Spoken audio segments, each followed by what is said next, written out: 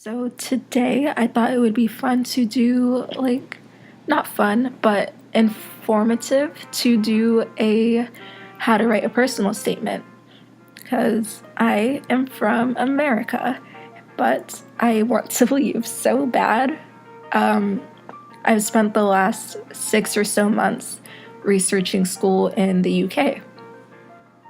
So I've got my top three, and I did a lot of watching how to write personal statement videos, and a lot of them said the same thing, but also new things some of the time. And I watched probably 4 hours worth of videos, so I figured I would make a nice compact everything you need to know video, just kind of outlining what you need to write about.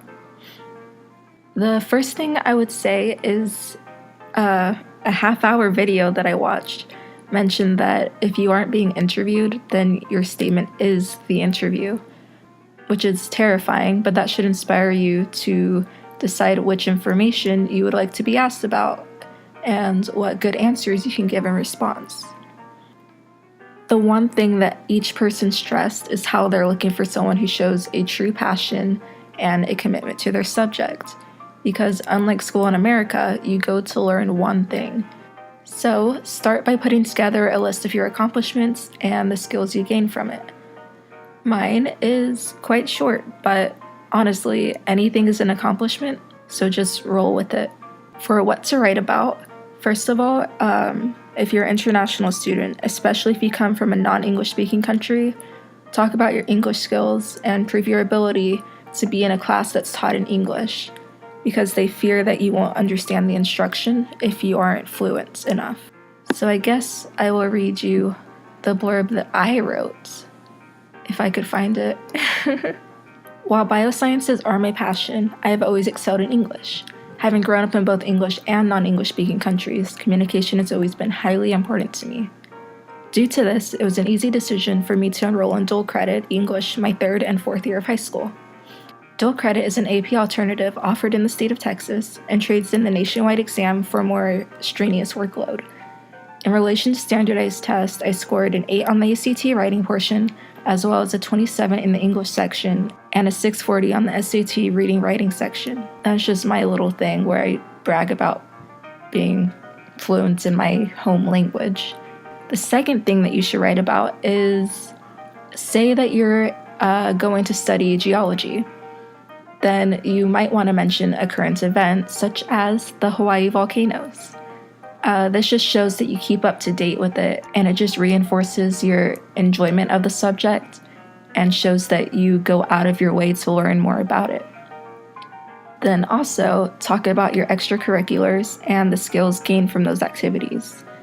For example, recycling, which gave me a better work ethic, fostering, which gave me compassion and innate responsibility, yearbook, which improved my teamwork and leadership skills. And then just on top of that, make sure you put your academics and any advanced classes you took, any SAT/ACT standardized testing, whatever your country has if you aren't from America. So the restrictions are 47 lines or 4,000 characters. Whichever one comes first, depending on how huge your vocabulary is.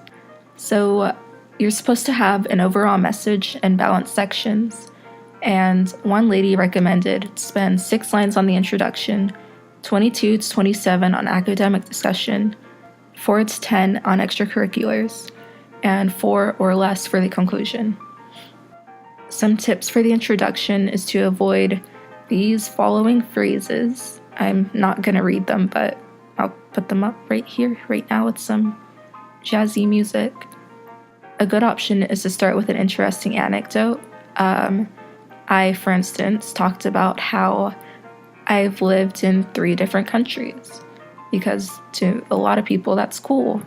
And it really did teach me a lot, and I kind of went from that into how when I was trying to make friends, I joined a biology club, and that kind of ignited that fire inside of me. So following that, put how you developed an interest in your subject. But if you're an international or EU student, you should also include where you want to study and why you would want to study in the UK instead of your own country. I mentioned how I lived in different countries and how I need to travel and how I feel afraid in America and just how the UK is more home to me than America will ever be. So while I've drafted mine, I am far from done. And every time I glance at my paper, I make a change because that's what you have to do.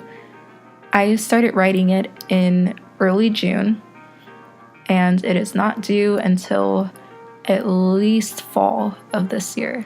And I'm just going to keep on going back and editing it and have my single British friend to help me out with it and just pray that it ends up good enough. And if you aren't a native English speaker, do your best to find someone who is. And honestly, I'd be happy to revise yours if you needed it. Anyways, make sure that you do a rough, get opinions, redraft, and follow these tips if you want. Of course, there's no set way to write one, and it varies depending on what major you want to go into. But I'm very excited to have this opportunity, and hopefully this comes in handy to someone. So I will see you guys in the next video, perhaps. Bye.